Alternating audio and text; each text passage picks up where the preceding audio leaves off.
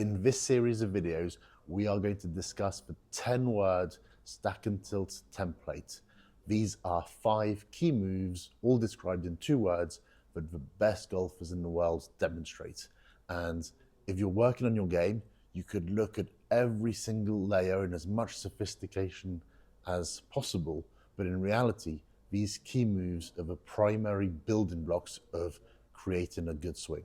So if you make the analogy of being a sculptor, you're Michelangelo sculpting the Pietà, and what are you doing with your big block of marble? Well, you don't start off by chiseling the eyebrows and the fine details. You just make sure there's a head, a bust, a couple of legs, and some arms.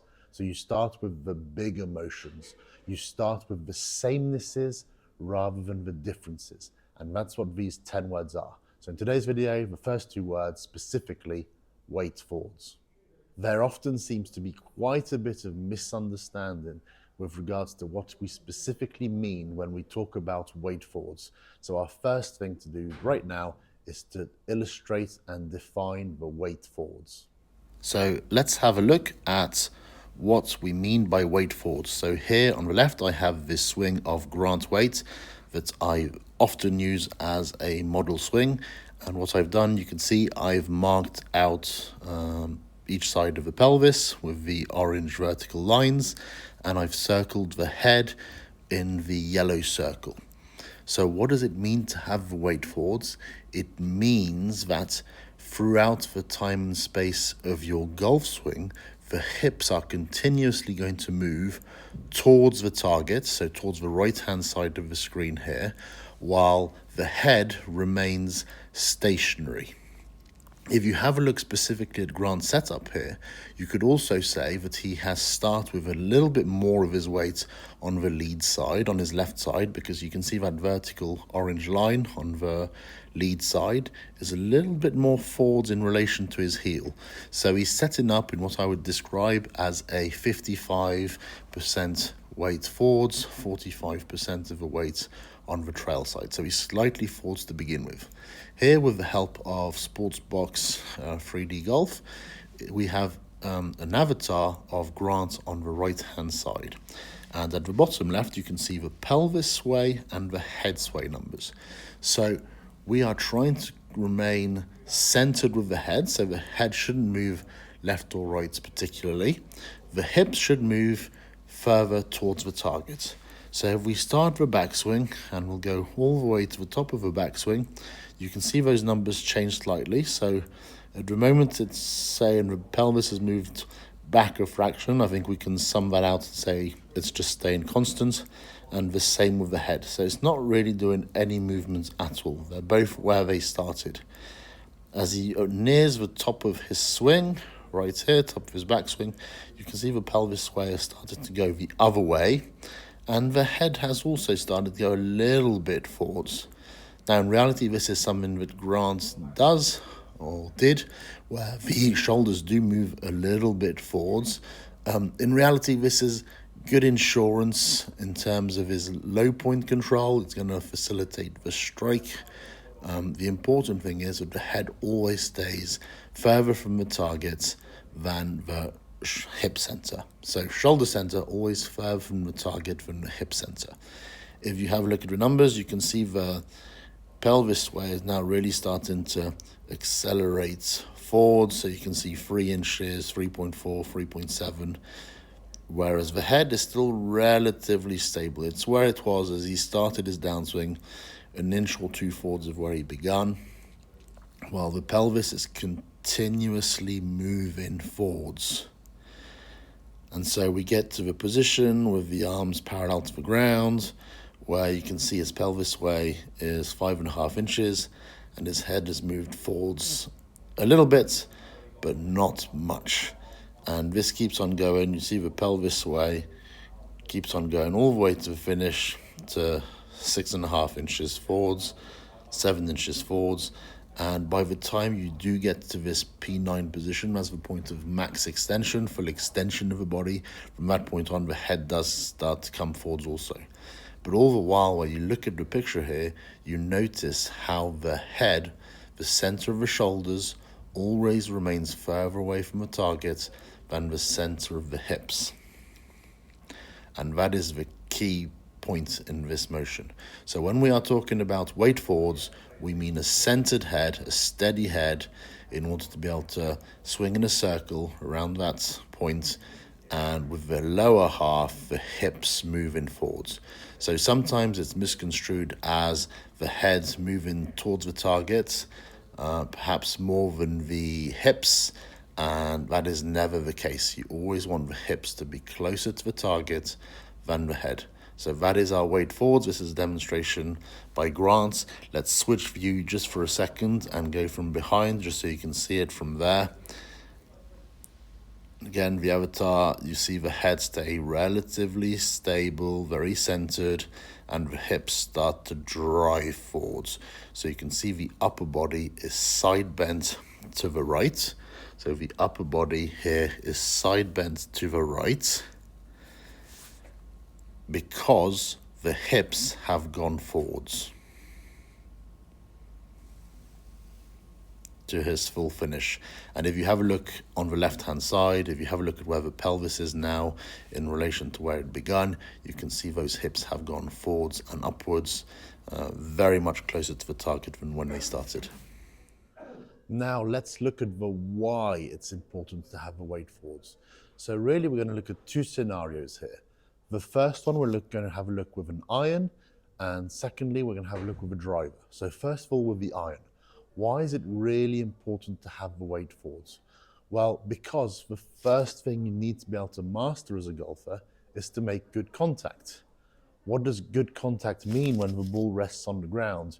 It means being able to hit the ball first and then the ground with the divot after the golf ball. So if you think of the swing as a geometric shape, we could illustrate it as a circle, and you want the bottom of your circle, which is called the low point, to be situated just on the target side of the golf ball. So if you have your weight forwards, like so, and you incrementally shift it further and further forwards as you come through the golf shot, then it's going to be easier to achieve that. It's going to be easier to have your low point in front of the ball, which is why there are exactly 0 good players who don't have their weight forwards as they hit the ball. It's one of the biggest differentiators between skill levels. High handicappers have weight further back than lower handicappers who have weight further forwards. So if I want to play a shot and I want to make sure I can get my low point in front of the golf ball, I do that by having my weight positioned forwards. So if I hit a shot here, and I have a look at the screen, the TrackMan's telling us my low point was 4 inches in front of the golf ball. Now, if I do this again, and this time I position my weight back, I'm going to try and hit another shot. And the shot's okay, although it did sting the fingers a little bit. It was a little bit thin, and so my low point occurred before the golf ball. So the first thing, in order to control the strike, you need to learn to have your weight forwards. So really important. One important caveat I have to say here is that when you're doing this, this does bring the low point forwards, but by no stretch does it make the attack angle excessively downwards.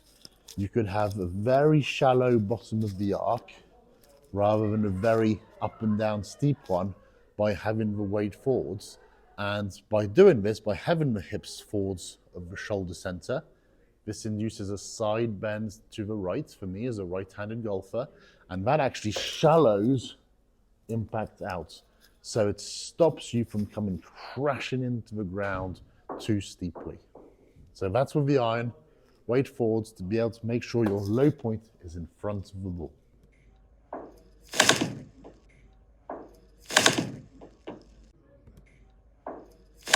Now, if we have a look with a longer club, a driver, what's the first thing we do with a driver is that we position the ball more forwards in our stance. So it's now positioned underneath the lead shoulder, like so.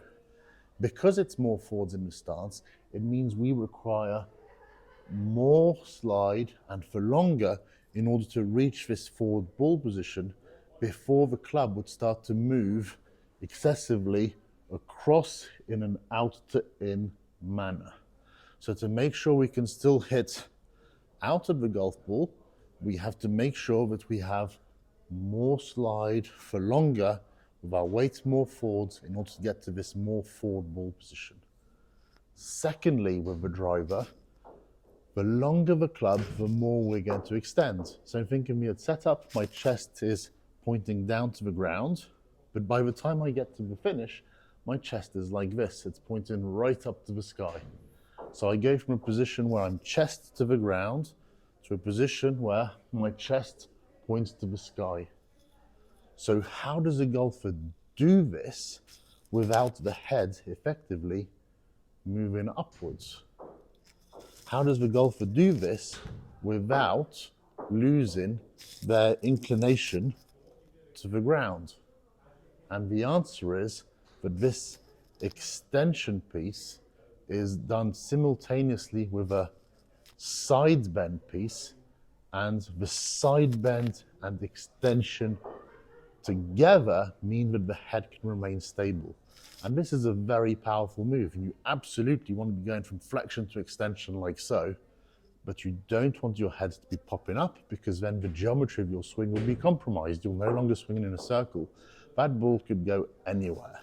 So very important with the driver to be able to have a long enough hip slide to get to the more forward ball position, and in order to induce the side bend to the right to negate the amount you're extending so that you can keep your head stable throughout the motion.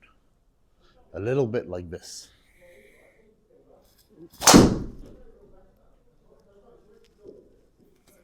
We've had a look at what it means to have the weight forwards, why we do it, why you need to do it, and now we're going to look at how you can do it. And we're going to look at 3 different exercises you can do.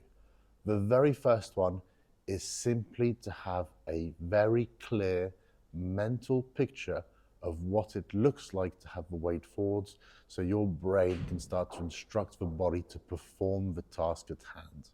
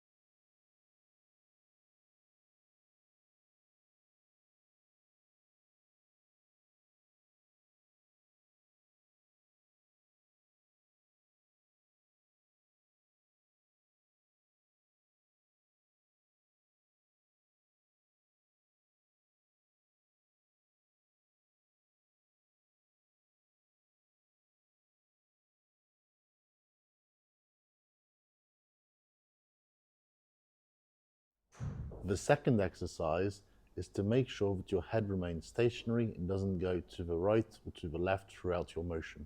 So quite simply, set up with a wall. You can cross your arms across your chest, get your head on the wall as though you're set up, and from there, learn to make your backswing motion and your downswing motion while keeping the head in place. So head against the wall, stays against the wall the whole time. So do this exercise and try and then duplicate that feel and take it onto the range with you with an actual golf club in your hands. Lastly, for the third exercise, concentrating on the motion of the pelvis. So quite simply, get yourself positioned back against the wall, and from there you're going to concentrate on moving the pelvis towards the target, and you're going to do that by having the trail buttock as you make your backswing move against the wall and moving forwards towards the target, like so. So the trail buttock is moving forwards against the wall towards the target to make your backswing. Then as you make the downswing, you get the left buttock back on the wall, and you'll see I'm in a more forward position here, and then through to the finish, and it's now the left hip that ends up on the wall. So you're concentrating on the motion of the buttock. You're trying to wipe the right buttock against the wall as you make your backswing. Get both buttocks back on the wall and then to the lead hip. So that's moving your pelvis gradually forwards throughout the time and space of your swing. Thanks very much for watching the video. I hope you've enjoyed the content. If so, please don't forget to like and subscribe to my channel. If you have any questions, please post them below, and I look forward to seeing you soon.